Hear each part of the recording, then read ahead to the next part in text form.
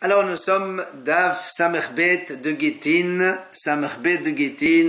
pour le Shabbat 4 Adar Aleph. Shabbat 4 Adar Aleph.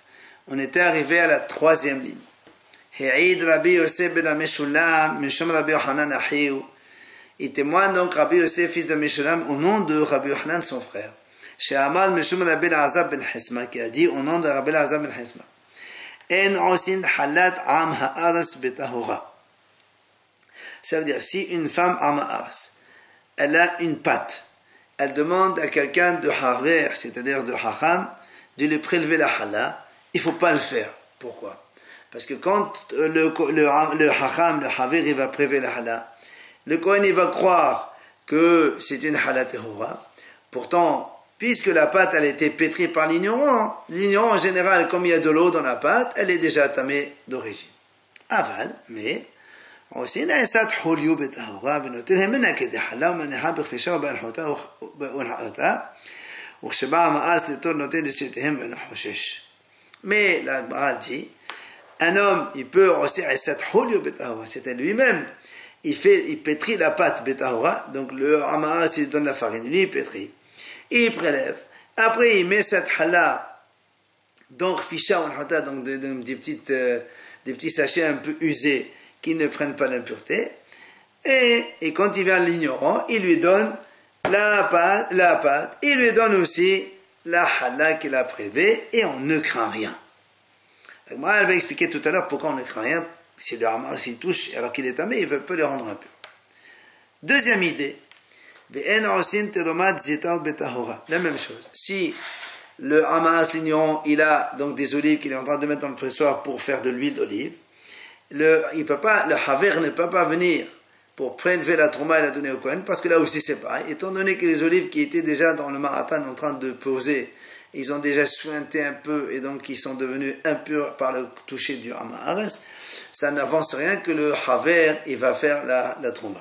Mais par contre, aval osin zetim hulu betahora venotel hemena kedet trouma meneha bechela shel haver uksheba hamaas eton notel eshetehem eno hoshesh. Par contre, on a dit, il peut donc le haver, dès le début, prendre les olives quand ils sont secs, il les met dans le pressoir. D'abord, il les pose dans un endroit où ils vont poser pour se sointer un peu. Et après, il les met dans le pressoir. Et après, il prélève la trouma. Et là, et après, il donne le keli pour le haver, pour le Kohen. Un autre keli pour l'ignorant dans lequel il y a l'huile, ça récolte lui. Et on ne craint pas. Là aussi, la Gemara va nous expliquer. La Gemara dit, pourquoi on autorise cela? Pourquoi les Hachamim ont autorisé de faire la trouma comme cela? Et on ne craint pas que le hamar va toucher après les kilim. Amar Rabbi Yochanan, mishum ki dehayaw de rabbal, ou mishum ki dehayaw de vaddat. Rabbi Yochanan répond, c'est pour permettre au haver qui va pétrir, et donc il va lui donner un petit salaire, alors les Hachamim ont toléré ça. Et là aussi, pour celui qui a pressé les olives, aussi c'est la même chose. Alors la Gemara dit, mais alors dans ces cas-là, si c'est la même raison, pourquoi tu mentionnes les deux cas? Un seul suffit avec la hala dans la pâte, pourquoi on a besoin des olives aussi et le pressoir? Il dit, on a besoin d'enseigner les deux. Pourquoi? Parce que si on t'enseigne le cas de la pâte seulement, le salaire quand on prélève la hala, il n'est pas important. C'est pour ça, j'aurais dit, ça c'est rien. Aval, badad, mais si dans le pressoir, le salaire il est beaucoup plus grand, j'aurais pu dire que non, ça suffit. Déjà, on ne permet pas de faire ce genre de choses, parce que le salaire il est grand. Maintenant, ici on nous enseigne le cas du pressoir. J'aurais dit, Mishum de la Shri, allez, c'est pas tous les jours qu'on fait la pression des olives. C'est une fois par an. Alors que Gabba, allez, c'est tout le temps qu'on fait la pâte et qu'on prélève la hala. Et là, j'aurais dit non, c'est pour ça qu'on a dit les deux cas. Maintenant, la Gemara a dit, on va répondre à la question de tout à l'heure. On a dit tout à l'heure, donc le haver, il prélève la hala que la pâte lui-même, il a pétri. Et après, il pose la hala dans, donc on a dit un petit sac usé qui ne prend pas d'impureté. Après, le hamas, ignorant, il vient, il prend son sac de pâte à lui et le sac où il y a la halal du Kohen et on ne craint pas. On m'a dit pourquoi? Et pourquoi on ne dit pas que le Hamas après il va toucher la pâte de halal du Kohen? Il va la entamer? Il dit non. Pourquoi on ne craint pas? On dit monsieur attention parce que le Haber dit je te préviens si tu touches toute ta récolte elle devient tevet. Or le Hamas aussi il a peur du tevet de ne pas manger donc il ne touche pas. Alors on m'a dit alors pourquoi peut-être que le Hamas il s'en fout de ça hein? Il te dit non. S'il vient demander à Haver de lui arranger, c'est qu'il veut vraiment arranger ça pour sa récolte. Tu me dis il s'en fout, il ne peut pas se moquer comme ça. Ça c'est pour la pâte. Maintenant, à Marot, on a dit dans le deuxième cas, dans Télémének et des traumas pour l'huile d'olive, on m'a dit Haver. Il met donc le trauma dans les ustensiles du Haver. Et le Hamas, il prend les deux et on ne craint pas qu'il les touche. Alors là, on m'a dit la même chose. Et pourquoi tu ne crains pas que le Hamas, il va toucher, il va les rendre impurs?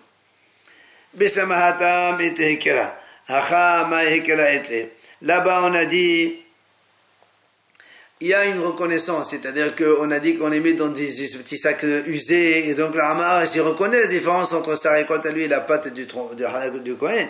Mais ici, c'est les mêmes bouteilles. Alors comment il va reconnaître? Alors vient l'Agmar répondre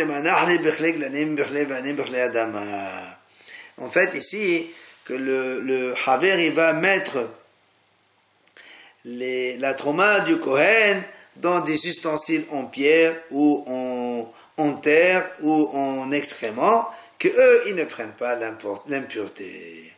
Alors l'Agmar dit alors pourquoi tu as dit il les met dans des ustensiles de Haver? Mais si ça ne prend pas l'impureté, même tu prends les ustensiles de Hamas aussi, ça ne prend pas l'impureté, c'est la même chose. Alors,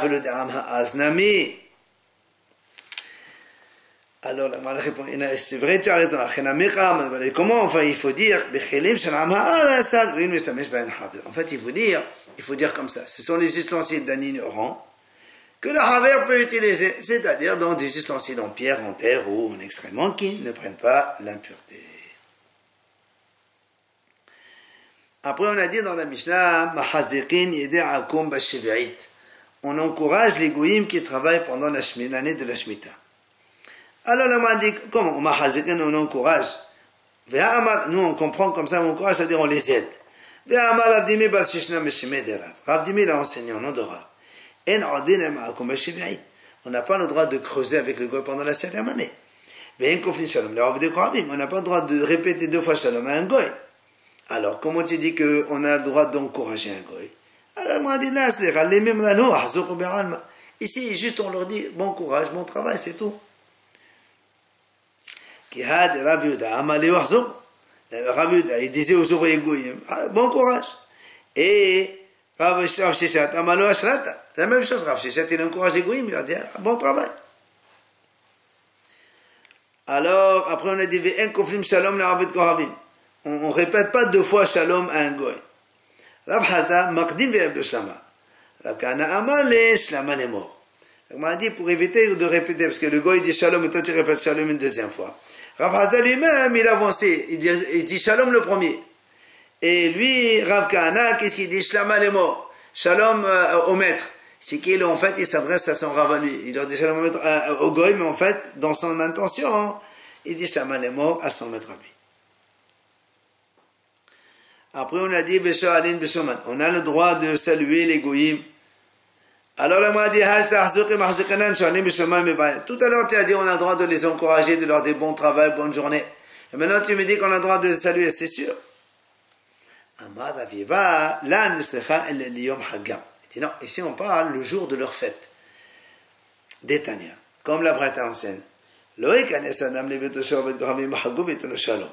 Un homme n'a pas le droit d'entrer dans la maison d'un goy le jour de sa fête et le saluer. Pourquoi? Parce que Hamid disait, on a peur que le goy après il va chez sa Avodazara pour remercier sa Avodazara, le kavod qu'il a, etc. Mais ça, oh Bachour, si maintenant on rencontre le goy dans le marché le jour de leur fête, Il peut le saluer, mais avec beaucoup de pesanteur, beaucoup de... Ravuna et Rav Hasda, Ravuna, la Gemara raconte, il était avec Rav Hasda. Halev Yazil Gneva, Gneva, il est passé devant eux. Amal Ehad Ahmed, Nekom Kamed Devarodenhu. Un, il a dit à l'autre, on se lève, parce que c'est un Talmid Chacham. Amal, l'autre lui répond, on me kamé pas le gars Nekom. Comment tu veux qu'on se lève devant quelqu'un qui fait des mahlokot? Comme on a vu avec mon Orva qui lui a fait des problèmes au début de Mara. Adachi Ataïo le Gabayou. Entre-temps, il est arrivé devant Gneva, devant Ravuna et Rav Hasda. Amaleu, Shlama alaychum malché, Shlama alaychum malché. Shalom alechem les rois, Shalom alechem les rois, il leur a dit. Amdolé, Menalach de Rabbanan et Melachem. Ils ont dit, pourquoi tu nous dis qu'on est des rois? Ou tu as vu qu'un tel Methacham s'appelle un roi?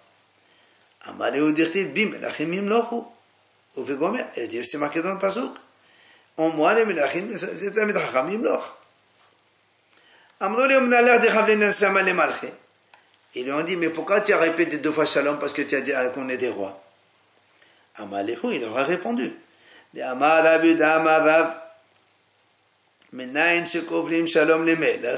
Rabuda, il a enseigné en Rav d'où on sait qu'on doit répéter 2 fois Shalom à un roi. Shneema, comme le passage qui dit, il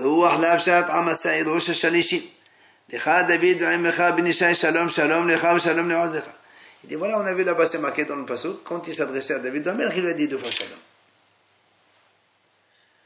Amrile, alors ils lui ont dit, les Hachamim, Ravona, Rav Hasda, les 3 morts, mange quelque chose. Amalewach et Amalavid Amarav, il leur a dit, il a dit à Ravida au nom de Rav, Asur Lula Adam Shitrom Kilo, Ma'at Shitin Machalevhemto. Un homme n'a pas le droit de manger avant d'avoir donné à manger à ses animaux. D'où on apprend ça, Shnema. Dans le schéma, c'est marqué dans le schéma, c'est marqué je donnerai de l'herbe à ton animal. Et après, c'est marqué dans le pasuk tu mangeras et tu seras rassasié. Donc, tu vois bien que d'abord, il faut donner à manger à ses animaux avant de manger soi-même. On revient maintenant dans la nouvelle Mishnah au Gittin. Omer hetkabel getze leishti.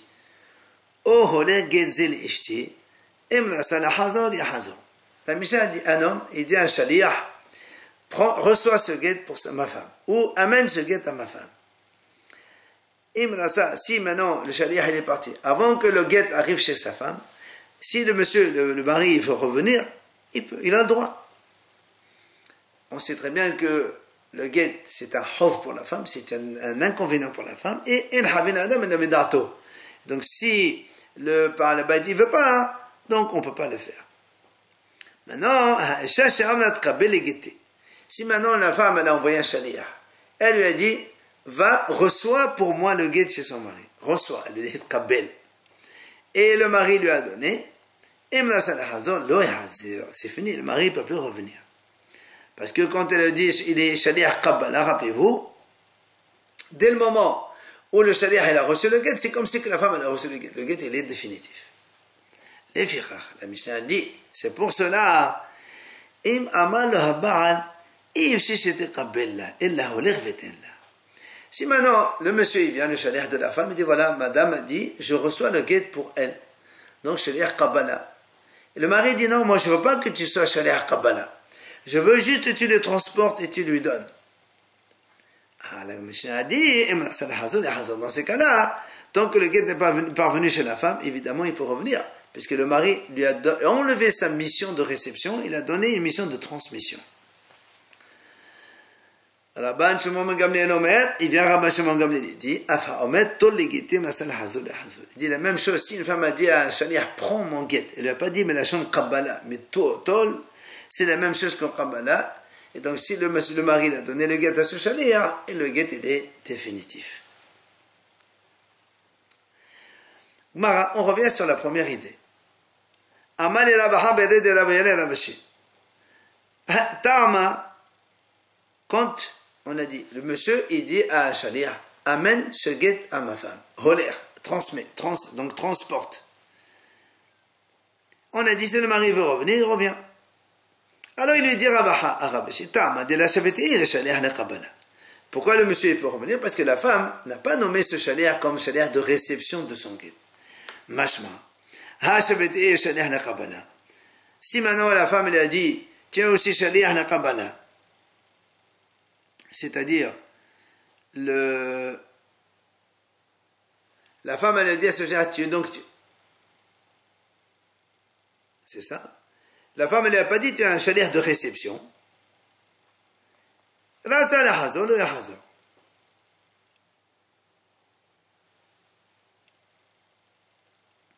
C'est ça.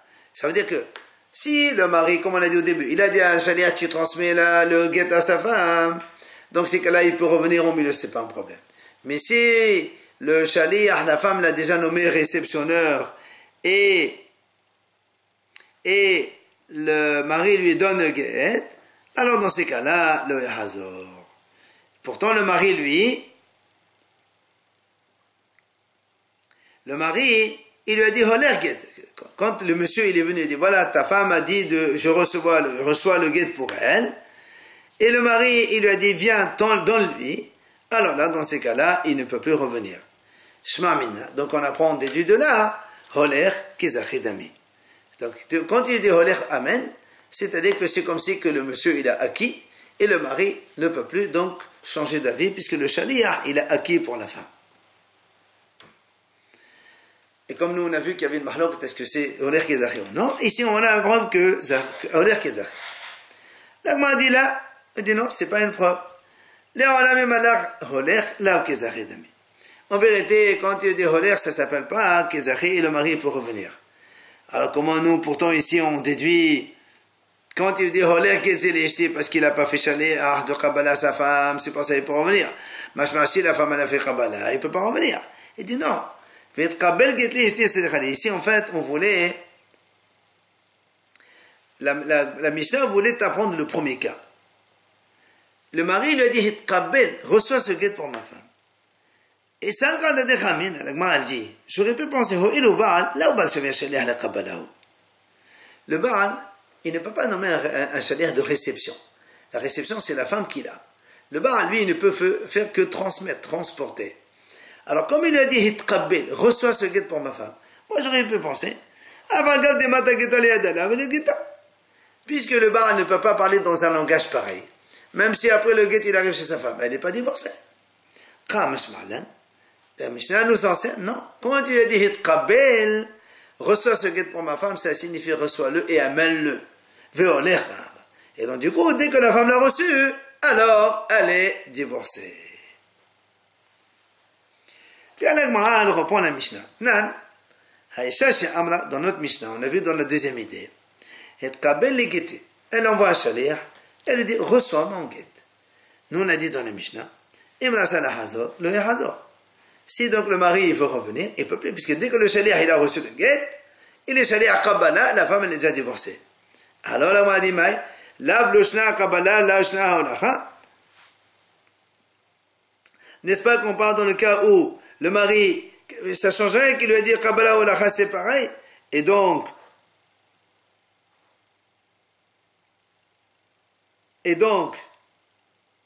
que le mari lui dit Kabbalah ou Lacha, c'est pareil. C'est la femme qui a dit Shaliach ne Kabbalah, lo yahazor, il ne peut plus revenir. Donc, tu vois bien que holer kezachi. Il dit non, l'agma dit non. Là, à Kabbalah, ici, on entend que le mari, il a dit, on parle ici, le mari il a dit Kabbalah. Et la femme, elle a dit Kabbalah, c'est pour ça qu'il ne peut pas revenir. Elle continue. Si maintenant, la femme, elle a dit, Shaliach va recevoir mon guet. Et le mari lui dit, non, je ne veux pas que tu sois un réceptionneur. Tu n'es pas Shaliach Kabbalah, je ne veux pas ça. Et la holir vetenla, seulement va transporter. Donc tu es juste un shaliach de transport. Et Hazor. On a dit là-bas dans la Mishnah, si le mari veut revenir, il peut revenir, puisqu'il lui a enlevé la mission de réception. Qu'est-ce qu'on voit? Pourquoi on a dit que le mari peut revenir? Parce qu'il a dit, je ne veux pas que tu sois Kabbalah.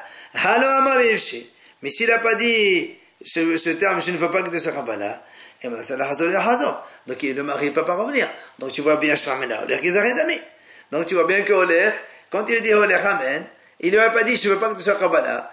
Alors, le mari ne peut pas revenir, mashma que le shaliach, quand le mari lui dit holer, c'est comme si il a dit Zachir, il a acquis pour la femme et c'est terminé. Alors la m'a dit non. Dilma behilach. La m'a dit non. Ici, c'est le Mishnah quand on dit holer fetin là, c'est pas holer. Il lui a dit le mari helach fetin là. Ça veut dire que quand lui a dit je suis shaliach Kabbalah. Et le mari lui a dit d'accord, tiens, comme elle a dit. C'est pour ça qu'on a dit il ne peut pas revenir. Mais s'il lui a dit holer, peut-être qu'il a le droit de revenir. Et holer, c'est pas Gezahi. Viens la Gemara dit. Pshita, c'est évident pour nous. Ish have shaliach leholacha. Sheken ba'al moleget eshto. Ve'esha have shaliach lekabbalah. Sheken Hashem mekabed get amed ba'ala. La Gemara dit, bon, ça c'est évident. L'homme, c'est lui qui amène le get à sa femme. Donc, un homme, il peut être shaliach pour transporter. Une femme, c'est elle qui reçoit le guet. Donc une femme, elle peut faire office de shaliach pour réceptionner le guet d'une autre femme. Maintenant, la Gemara pose une question. Est-ce que maintenant un homme, il peut faire shaliach de Kabbalah, alors que ce n'est pas son rôle, un homme c'est un rôle de donner, pas de recevoir. Et une femme qui a donc son rôle de recevoir le guet, est-ce qu'elle peut faire shaliach de holacha de transport? Maï. Alors la Gemara tente de répondre. Tachema. Notre Mishnah. Un homme, il dit à shaliach, reçois ce guet pour ma femme, ou bien il dit, va amener ce guet à ma femme. On a dit, s'il veut revenir, il revient. Après, on a dit, une femme qui dit à shaliach, va, donc tu es un shaliach Kabbalah pour moi. Si il veut revenir, il ne peut pas revenir. Donc tu vois bien que, la Gemara dit, n'est-ce pas, on parle que c'est le même. Tu vois bien que c'est le même sujet. Soit le mari dit au shaliach, tu reçois ou tu amènes, ou bien la femme a dit, tu reçois pour moi un shaliach. On parle du même shaliach. Et donc un shaliach, il peut faire les deux. C'est-à-dire que soit un homme ou que soit une femme, ils font les deux. La Gemara dit, nous là, ici on parle de deux. Deux shahim différents. Pour l'homme, c'est l'homme. Pour la femme, c'est la femme. Et donc pour la femme, c'est Kabbalah. Et pour le mari, c'est holacha. Alors on va dire une deuxième possibilité. Tachema. Donc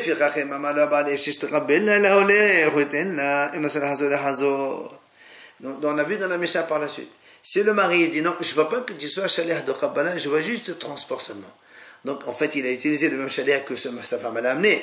Donc tu vois bien que la femme l'a nommé shaliach Kabbalah. Et maintenant le mari lui dit non, tu n'es pas shaliach Kabbalah, tu es shaliach holacha.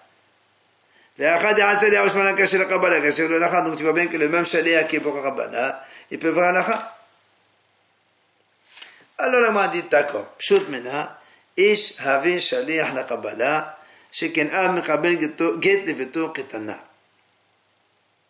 Il demande très bien. Ici on peut